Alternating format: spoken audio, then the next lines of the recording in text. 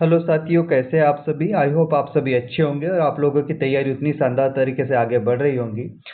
जैसा कि हम देख पा रहे हैं यहाँ पे स्क्रीन पे 41वां क्वेश्चन दिखाई दे रहा है। हम लोगों ने जो पहले इसके पहले जो सेकंड लेक्चर किया था, उसके कुछ प्रश्न यहाँ छूट चुके थे, जिसको हम आगे से कंटिन्यू करेंगे। आई होप आप सभी ने वो लेक्चर देखा होगा। अगर नहीं भी देखा हो तो हम इसके कमेंट सेक्शन में या फिर प्लेलिस्ट में तो डला ही है। आप लोग उस लेक्चर को ज़रूर देख लीजिएगा, काफ़ी इम्पोर्टेंट हम लोगों ने डिस्कशन किया था। और भी हमारे जो भी साथी हमारे चैनल पर नए आए हैं, उनसे रिक्वेस्ट है कि चैनल को ज़रूर सब्सक्राइब करें, लाइक करें और अपने साथियों के साथ शेयर भी कर दीजिएगा, ताकि इस तरह की वीडियो उन तक भी पहुंच सके। काफ़ी इम्पोर्टेंट आप लोगों के लिए लेक्चर रहने वाला है, जो कि आपके एग्ज़ाम के पॉइंट ऑफ व्यू से काफ़ी इम्पोर्टेंट है। मुझे उम्मीद है कि यहाँ से सिमिलर क्वेश्चन आप लोगों के शिफ्ट में ज़रूर देखने को मिलेंगे। सो फ्रेंड, हम हमारे यहाँ से 41 से क्वेश्चन से स्टार्ट करते हैं आज का यह डिस्कशन। तो साथियों, आज का हमारा पहला क्वेश्चन देखेंगे। पृथ्वी के सबसे बाहरी ठोस परत को क्या कहते हैं? बताइए आप सभी, इसका राइट आंसर देने की कोशिश करिएगा। वीडियो को पॉज करके दोनों ही क्वेश्चन का आंसर दे दिया करिएगा आप सभी कमेंट सेक्शन में। तो बताइए आप सभी, इसका राइट आंसर क्या होगा? ऑप्शन सी, भूपर पट्टी, जो कि इसका राइट आंसर हो जाएगा। यह जो कि पृथ्वी की सबसे बाहरी ठोस परत कही जाती है, भूपर पट्टी। बात करें इसकी मोटाई की, तो यह स्थल भाग पर 30 से 35 किलोमीटर तक देखने को मिलती है इसकी मोटाई। वही समुद्र की भाग की अगर बात करें, समुद्र में तो इसकी 5 से 10 किलोमीटर तक की मोटाई देखने को मिलती है, 5 से 10 किलोमीटर। तो इसे महाद्वीपीय कहेंगे ना, महाद्वीपीय टाइप की, और इसे महासागरीय हो जाएंगी। डायरेक्टली क्वेश्चन पूछ लिया जाएगा कि महासागरीय जो भूपर पट्टी है, उसकी मोटाई कितनी है, तो 5 से 10 किलोमीटर डायरेक्टली हो जाएगा, है ना। वही महाद्वीपीय की, जैसे कि हम लोगों ने अभी देखा कि यह 30 से 35 किलोमीटर तक की मोटाई की परतें होती है इसमें। महाद्वीपीय की अगर बात करें इसमें, तो महाद्वीपीय जो परत होती है उसमें ग्रेनाइट पाया जाता है, ग्रेनाइट देखने को मिलता है। वही अगर महासागरीय की बात करें तो उसमें हमें बेसाल्ट चट्टानें देखने को मिलती हैं, बेसाल्ट। तो ग्रेनाइट की अगर बात करें तो ग्रेनाइट सियाल, जो कि सिलिकॉन और एल्युमिनियम से मिलकर बना था, सियाल कहते हैं इसे शॉर्ट में, सियाल कहेंगे, है ना। वही अगर बेसाल्ट की बात करें तो यह सिलिकॉन और मैग्नीशियम से निर्मित होता है, मैग्नीशियम। तो ये याद रखिएगा, काफ़ी इंपॉर्टेंट हो जाता है आप सभी के लिए। तो ये हो जाएगा, ये सियाल हो जाएगा, है ना। देख पा रहे हैं, नहीं देख पा रहे हैं। और ये हो जाएगा सीमा, हो जाएगा। तो महासागरी में हो जाएगा सिलिकॉन और मैग्नीशियम, है ना। सिलिकॉन हो जाएगा और मैग्नीशियम हो जाएगा महासागरी में। वही महाद्वीपीय की अगर बात करें तो सिलिकॉन हो जाएगा, एल्युमिनियम हो जाएगा। महाद्वीपीय में ग्रेनाइट से निर्मित होती है, महासागरी में बेसाल्ट से। इतनी इतनी बातें आप सभी याद रख लीजिएगा, काफ़ी इंपॉर्टेंट हो जाएंगे। आगे ही हम इस सीरीज में काफ़ी क्वेश्चन इन दोनों ही चीज़ों पे देखेंगे। क्वेश्चन नंबर देखेंगे 42 आज का। भूपरपट्टी की औसत मोटाई कितनी होती है? तो इसका राइट आंसर हो जाएगा साथियों, ऑप्शन ए, 5 से 40 किलोमीटर तक की मोटाई हमें देखने को मिलती है। जैसा कि हमने प्रीवियस क्वेश्चन में ही देखा, यह दो टाइप के देखने को मिले हमने, महाद्वीपीय और महासागरीय, महाद्वीपीय और महासागरीय।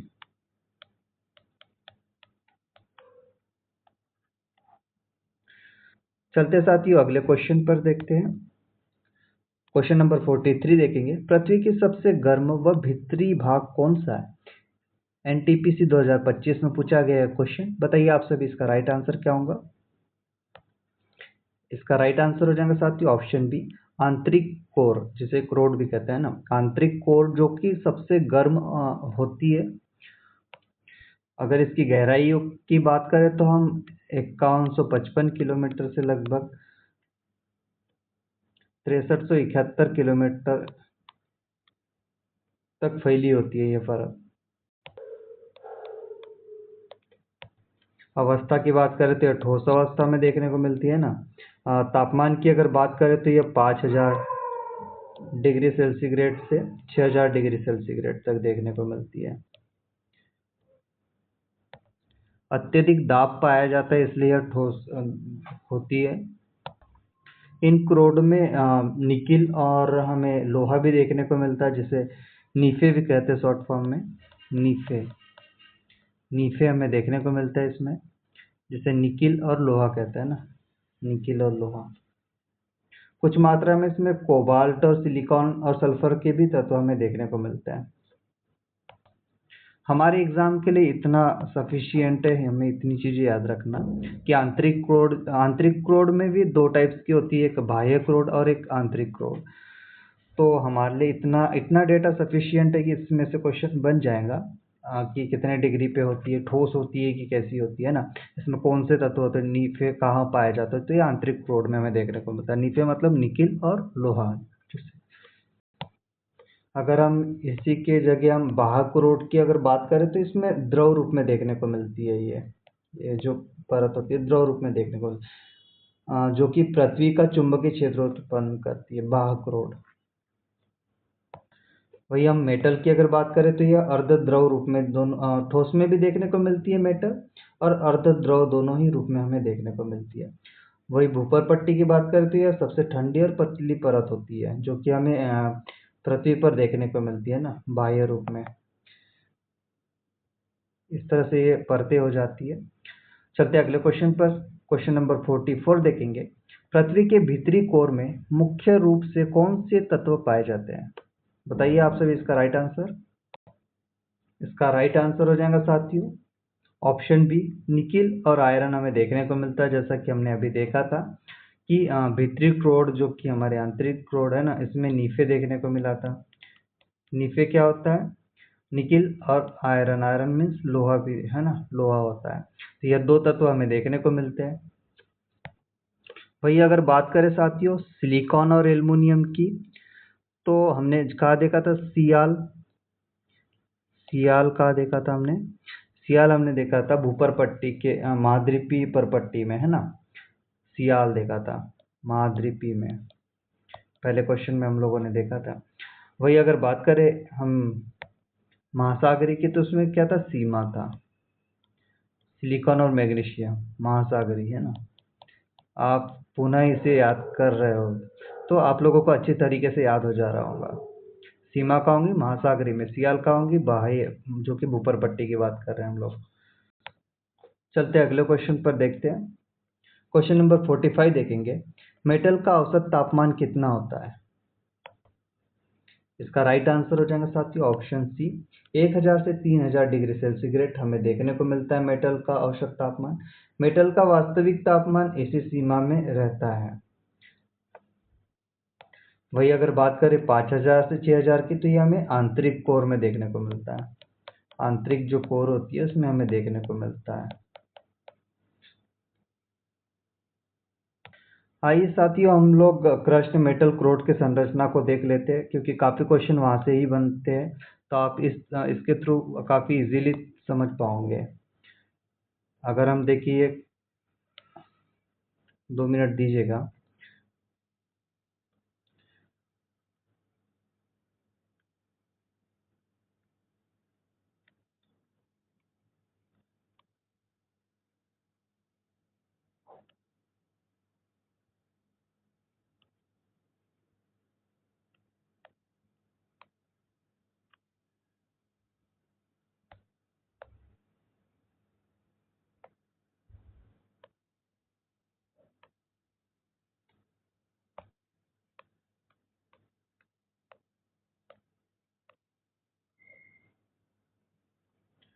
तो साथियों हम बात कर रहे हैं यहाँ पे,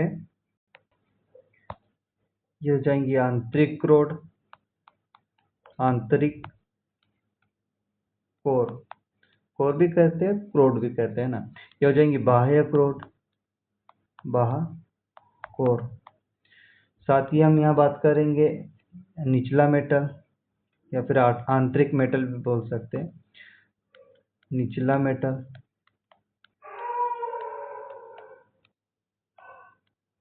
और ये हो जाएगा बाह्य मेटल।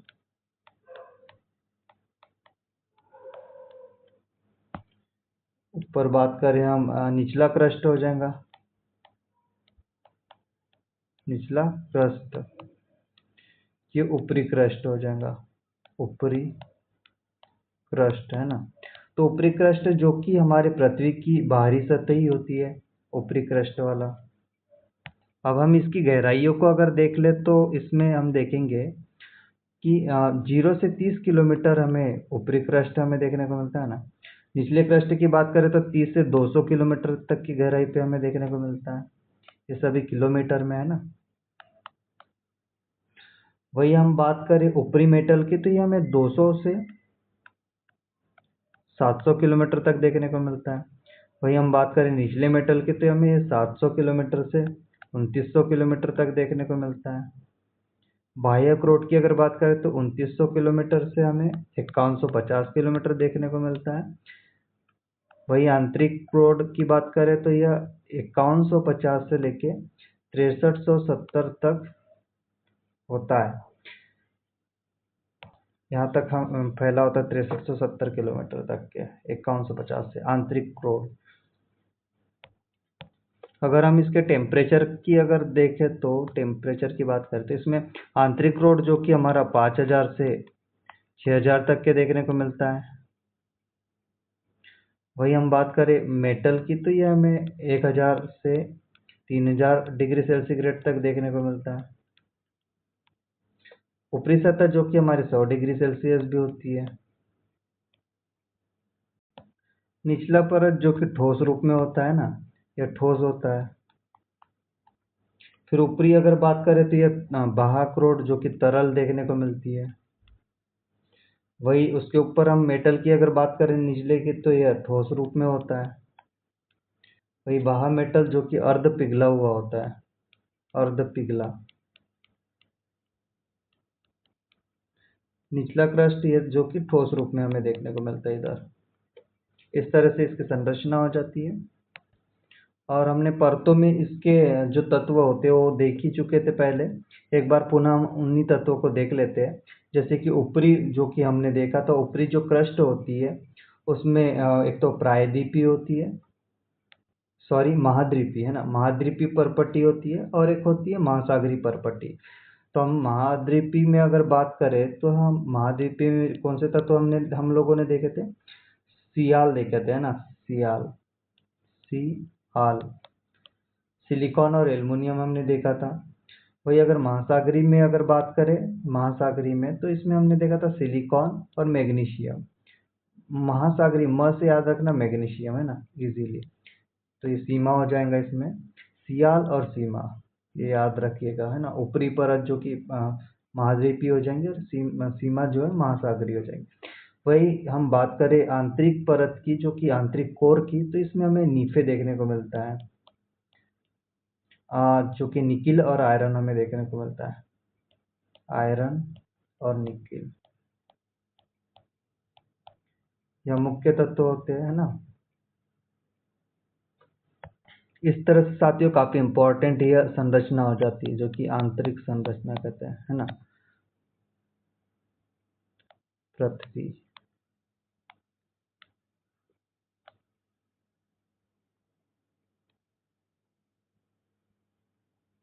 चलते साथियों अगले क्वेश्चन पर। इसे पॉज करके देख लीजिएगा एक दो बार और इजी वे में आप लर्न कर सकते हैं इसको। चलते अगले क्वेश्चन पर। हम लोग थे जो कि यहाँ देख चुके थे मेटल का औसत तापमान 1000 से 3000 डिग्री। क्वेश्चन 46 देखेंगे, भूकंप और ज्वालामुखी किस बल के परिणाम है। बताइए आप सभी इसका राइट आंसर। इसका राइट आंसर हो जाएगा साथियों ऑप्शन ए, अंतर्जनित बल के परिणाम है भूकंप और ज्वालामुखी। पृथ्वी के जो भीतर ऊष्मा और दाब से यह सारी चीजें उत्पन्न होती है, चाहे वो भूकंप की बात हो या ज्वालामुखी की बात हो। अधिकतर हमें यह घटनाएं जो कि भूकंप और ज्वालामुखी की हमें प्लेट विवर्तनिक घटनाओं के कारण देखने को मिलती है, जो कि अचानक सतह के हिलने डुलने की घटनाएं देखने को मिलती है। अगर हम बात करें प्लेट विवर्तन जो कि विवर्तनिक घटनाओं की, तो यह हम देखते हैं कि हमारी जो ये पृथ्वी है, पृथ्वी जैसे कि जो समुद्र है, समुद्र निचला भाग हो गया, ऊपर ऊपरी भाग हो जाती है हमारी जो कि हम जहाँ निवास करते हैं हमारा, है ना, स्थल भाग, ये हमारा समुद्री भाग हो जाता है। तो समुद्र में क्या रहता है, पानी रहता है ऊपर साइड में। अधिकतर जो परतें होती है वो नीचे से इसको धक्का मारती है ना, इस तरीके से यहाँ से धक्का मारेंगी निचली परतें, ये ऊपरी भाग यहाँ से इसको बल लगेगा, यहाँ से फिर यहाँ से ज्वालामुखी का निर्माण हो जाएगा। यहाँ से हमने अभी देखा था आंतरिक संरचना में कि जो कि अंदर की ओर कुछ द्रव भी है, कुछ ठोस रूप भी है।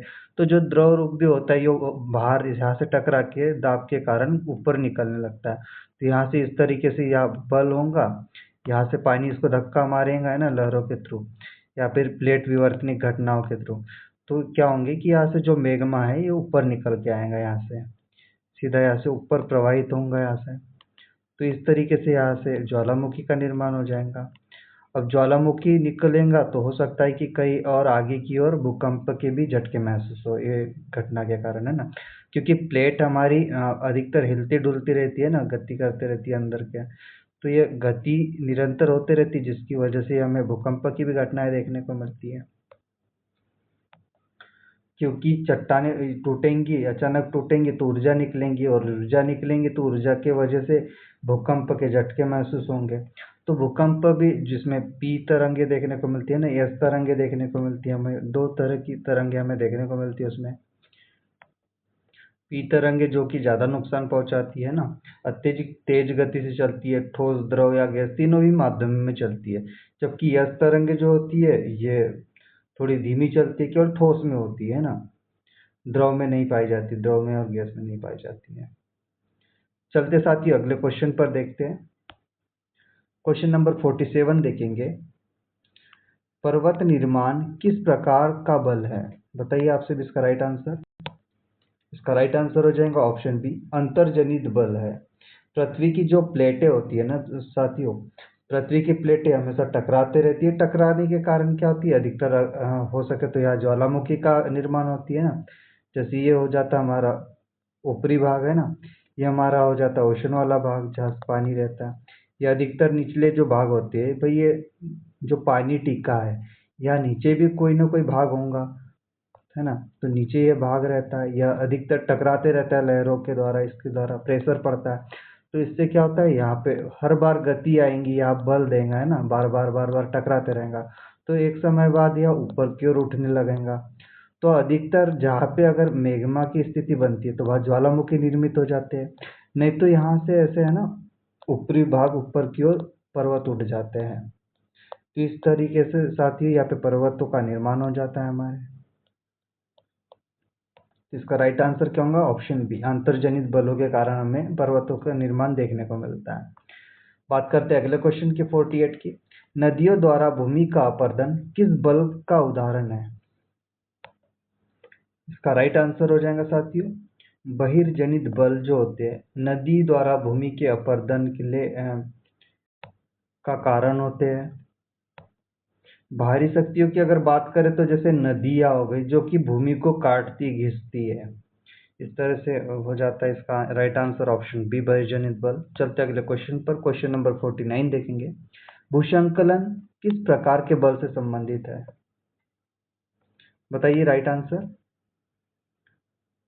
इसका राइट आंसर हो जाएगा ऑप्शन ए, आकस्मिक बल से संबंधित है भूसंकलन, जो कि अचानक से घटित होते हैं, जिससे जान माल को अत्यधिक हानि देखने को हमें मिलती है, जो कि हमने रिसेंटली कई घटनाएं हमने देखने को मिली थी हमारे, चाहे हिमाचल प्रदेश की बात हो या फिर उत्तराखंड में देखने को मिली। चलते अगले क्वेश्चन पर, क्वेश्चन नंबर 50 देखेंगे।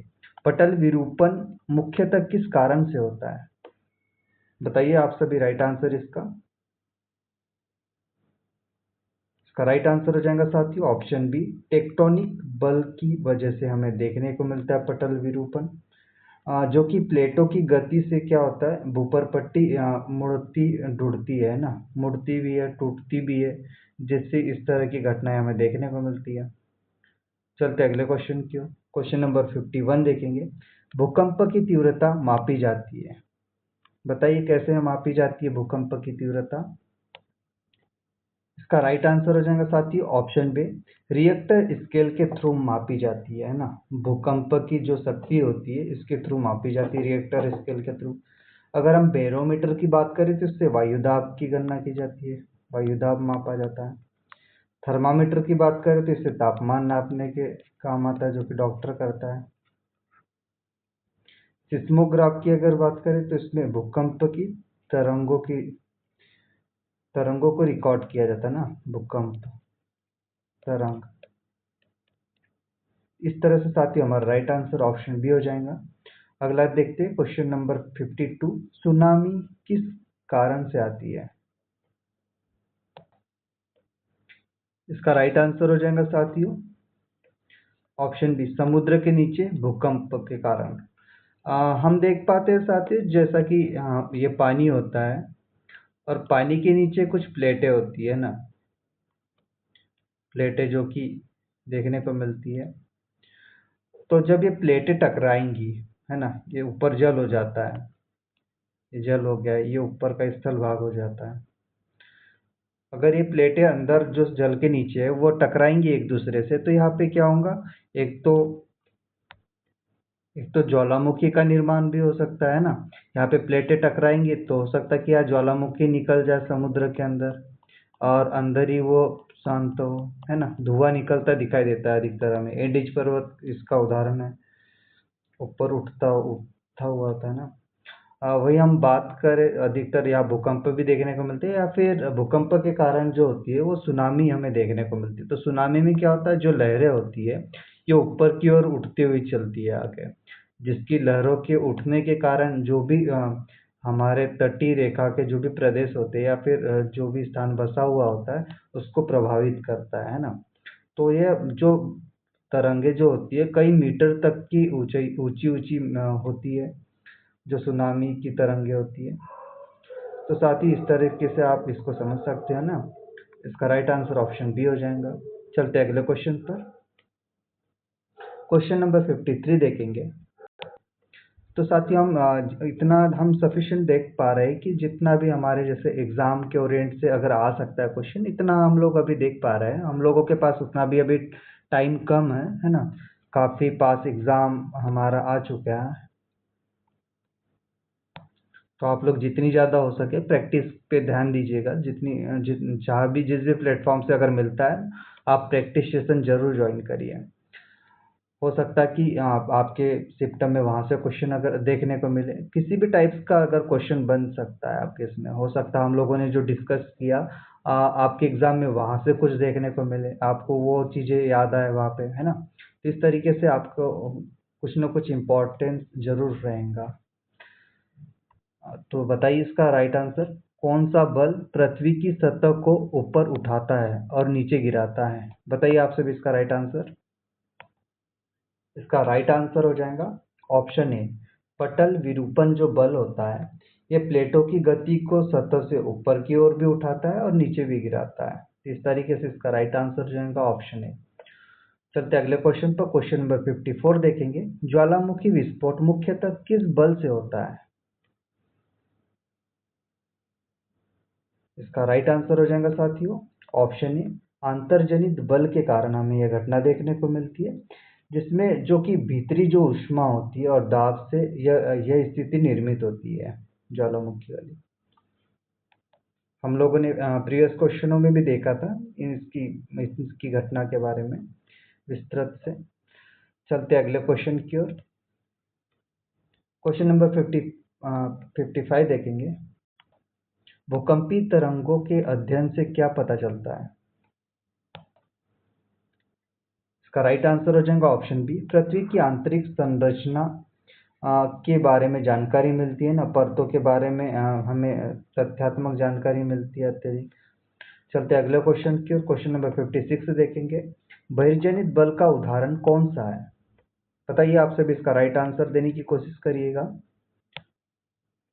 इसका राइट आंसर हो जाएगा ऑप्शन सी, नदी का अपरदन। नदी का अपरदन जो होता है ये बहिर्जनित बल का उदाहरण होता है।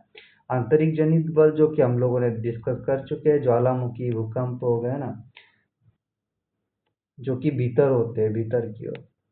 ये तीनों ही, जो कि भूकंप हो गया, ज्वालामुखी हो गया ना, पर्वतों का निर्माण हो गया, ये आंतरजनित बल है, आंतरिक बल है। चलते अगले क्वेश्चन की ओर। अगर थोड़ा लेक्चर स्लो लग रहा होगा तो इसकी स्पीड आप बढ़ा सकते हो, आप लोगों के पास काफ़ी अच्छी सुविधा है। क्वेश्चन नंबर 57 देखेंगे। हिमनद किस बल का उदाहरण है? बताइए आप सभी इसका राइट आंसर। इसका राइट आंसर हो जाएगा ऑप्शन बी, बहिर्जनित बल का उदाहरण है। हिमनद जो होता है बाहरी शक्ति, जैसे कि बर्फ भूमि को काटती है ना, यह सभी जो कि बाह्यजनित बल का उदाहरण होती है। चलते अगले क्वेश्चन पर। जो भी साथी हमारे अभी अभी जुड़े हैं हम लोगों से, उनसे निवेदन है कि चैनल को लाइक करें, सब्सक्राइब करिएगा, ताकि आने वाली अन्य जो क्लासेस है जो कि काफ़ी इम्पोर्टेंट है वो आप लोगों तक पहुंच सके। तो अगला क्वेश्चन देखते हैं। जब दो प्लेट आपस में टकराती है तो किस भू आकृति का निर्माण होता है? बताइए आप सभी यह क्वेश्चन का आंसर। जिसका राइट आंसर हो जाएगा साथियों ऑप्शन बी, पर्वत, माउंटेन्स, जो कि माउंटेन का निर्माण होता है। टेक्टोनिक जो टकराव होता है उससे पर्वत श्रृंखला ही बनती है। हम लोगों ने पहले इसके बारे में डिस्कस कर चुके हैं। चलते अगले क्वेश्चन पर। क्वेश्चन नंबर 59 देखेंगे। प्लेट विवर्तनिक किससे संबंधित है? इसका राइट आंसर हो जाएगा साथियों ऑप्शन ए, पृथ्वी की बाहरी परत से संबंधित है, जिसमें प्लेटों की गति इस पर देखने को मिलती है हमें। क्वेश्चन नंबर 60 देखेंगे। आकस्मिक बल का सही उदाहरण है। बताइए आप सभी इसका राइट आंसर देने की कोशिश करिएगा। वीडियो को पॉज करके आप सभी दोनों ही क्वेश्चनों का राइट आंसर देने की कोशिश करते रहिएगा। इसका राइट आंसर हो जाएगा ऑप्शन ए, भूकंप, जो कि अचानक घटित होने वाली घटना है। चलते अगले क्वेश्चन की ओर। क्वेश्चन नंबर 61 देखेंगे। निम्न में से कौन सा स्थल रूप नदी अपरदन से बनता है? बताइए आप सभी इसका राइट आंसर क्या होगा? इसका राइट आंसर हो जाएगा ऑप्शन ए, वी आकार की घाटी, जो कि नदी अपरदन से निर्मित होती है। अगर वी आकार की घाटी के निर्माण की बात करें तो इसे नदियां जो कि ऊंचाई से नीचाई तक बहते समय भूमि को काट देती है, काट कर क्या करती है, सक्रिय और गहरी घाटियों का निर्माण करती है। इस तरह से इसका काफ़ी इजी वे में इसका आंसर हो जाएगा ऑप्शन ए। क्वेश्चन 62 देखेंगे। ऑक्सबो झील का निर्माण किसके कारण होता है? बताइए आप सभी इसका राइट आंसर क्या होगा? इसका राइट आंसर हो जाएगा साथियों ऑप्शन ए, नदी के मोड़ के कटने से। जब नदी का मोड़ अलग हो जाता है तो यह चंद्राकार झील बन जाती है ना, तो इसे ऑक्सबो झील के निर्माण में सहायक होती है। चलते अगले क्वेश्चन पर। क्वेश्चन 63 देखेंगे। बालू के टीले कहाँ बनते हैं? एमपी पुलिस में पूछा गया है क्वेश्चन। बताइए आप सभी इसका राइट आंसर।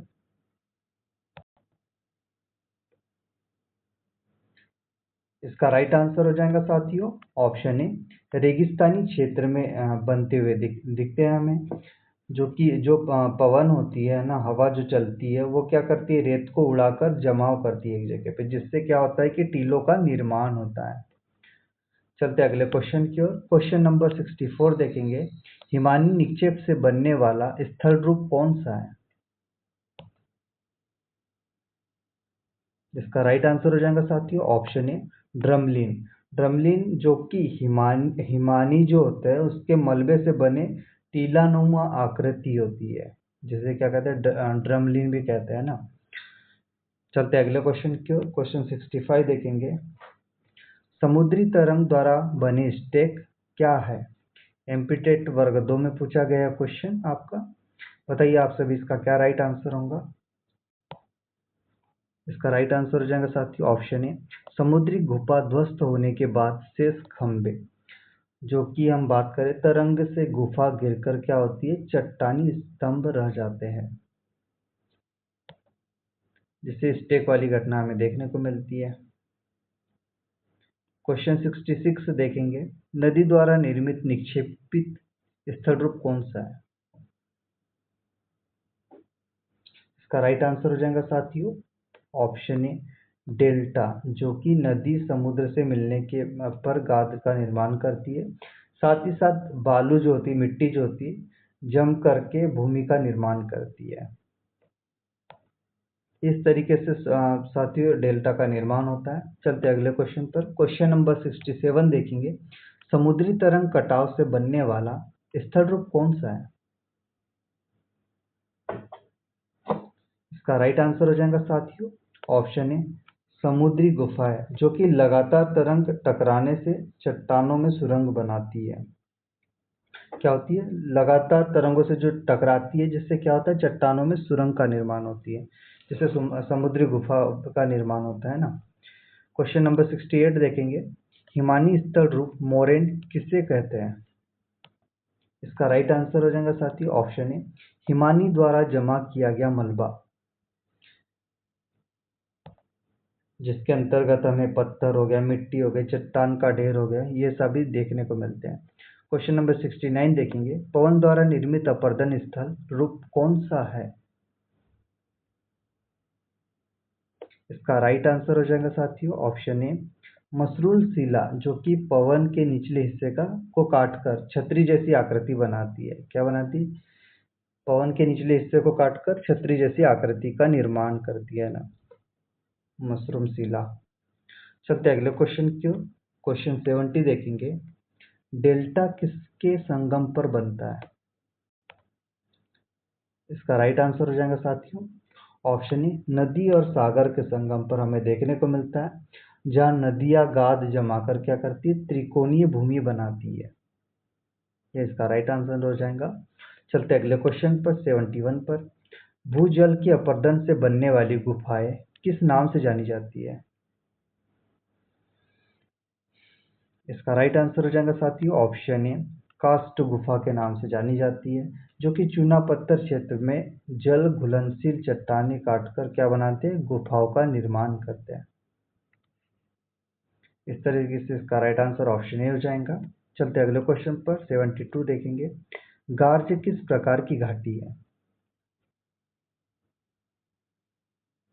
इसका राइट आंसर हो जाएगा साथियों ऑप्शन ए गहरी और सकरी प्रकार की हमें देखने को मिलती है, जिसमें उच्च वेग से नदी घाटी काटती है। चलते अगले क्वेश्चन पर। क्वेश्चन 73 देखेंगे, स्पीट किसके द्वारा बना स्थल रूप है? इसका राइट आंसर हो जाएगा साथियों ऑप्शन ए समुद्री तरंग द्वारा निक्षेपित ये स्थल रूप है, जिसमें क्या होता है, जैसे रेत जमकर क्या होती है, लंबी रेखा का निर्माण करती है।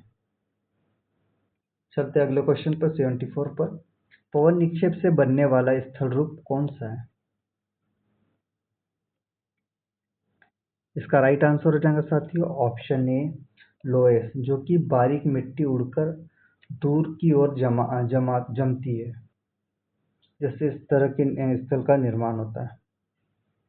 चलते अगले क्वेश्चन पर। क्वेश्चन नंबर 75 देखेंगे, विश्व का सबसे बड़ा डेल्टा किस नदी प्रणाली द्वारा बना है? इसका राइट आंसर हो जाएगा साथियों ऑप्शन ए गंगा ब्रह्मपुत्र का जो डेल्टा होता है। चलते साथियों अगले क्वेश्चन पर।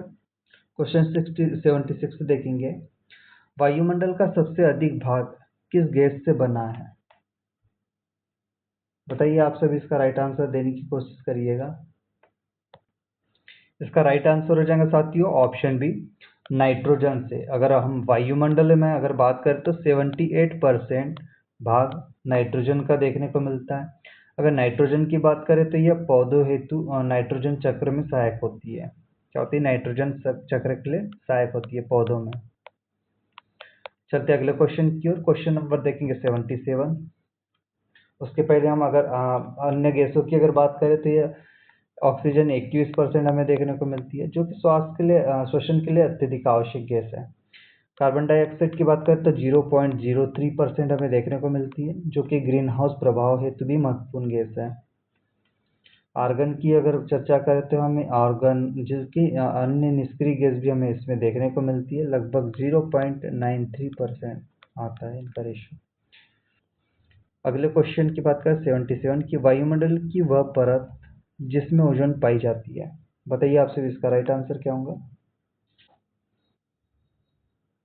इसका राइट आंसर हो जाएगा साथियों ऑप्शन बी, समताप मंडल। जो कि ओजोन परत यहाँ स्थित होती है समताप मंडल पर, जो सूर्य की यूवी किरणों को क्या करती है, रोकने का कार्य करती है। यूवी अल्ट्रावायलेट किरणों से हमें बचाती है। चलते अगले क्वेश्चन पर 78 पर, किस परत में मौसम संबंधी सभी घटनाएं होती है। इसका राइट आंसर हो जाएगा साथियों ऑप्शन ए, क्षोभ मंडल में हमें देखने को होता है, जिसमें 0 से लेके 12 किलोमीटर तक वर्षा, बादल, बिजली का निर्माण होता है। वर्षा भी यही होंगी ना, बादल भी यही देखने को मिलते हैं क्षोभ मंडल में। वही अगर समताप मंडल की बात करें तो यह हवाई जहाज देखने को मिलते हैं।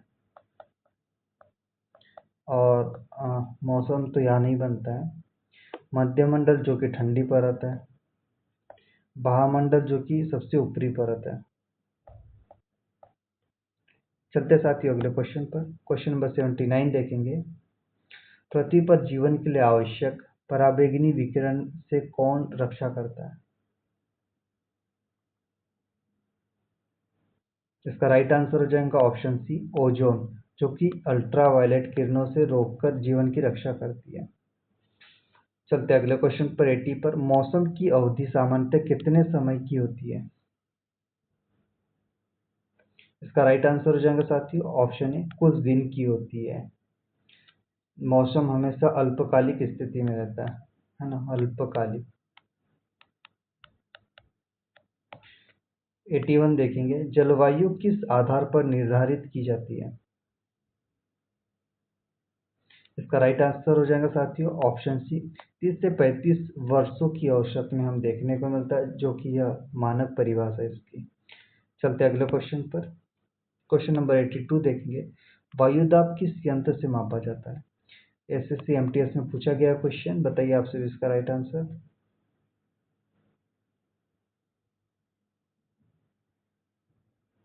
इसका राइट आंसर हो जाएगा ऑप्शन बी, बैरोमीटर, जो कि वायुदाब मापने का यंत्र है। थर्मामीटर की बात करें तो वह तापमान नापने का है ना, ताप नापने का। हाइग्रोमीटर जो कि आर्द्रता मापता है। रेन गेज क्या होता है, रेन गेज वर्षा मापने का यंत्र, वर्षा मापन। इस तरीके से काफी इंपॉर्टेंट हो जाती है स्लाइड। क्वेश्चन नंबर 83 देखेंगे, उच्च वायुदाब क्षेत्र में पवन किस दिशा में चलती है।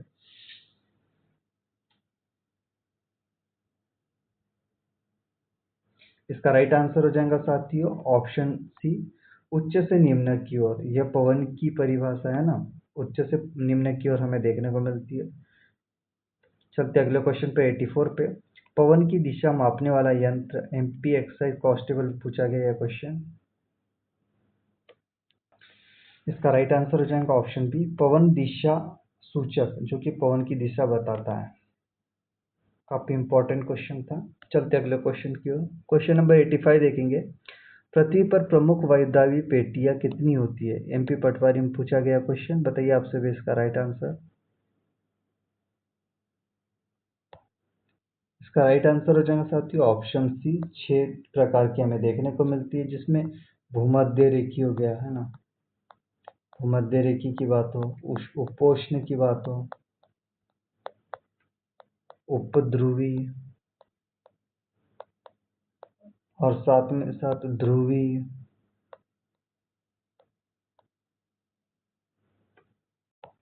चलते साथियों अगले क्वेश्चन पर 86 देखेंगे, भूमध्य रेखी निम्न दबाव पेटिया को क्या कहते हैं।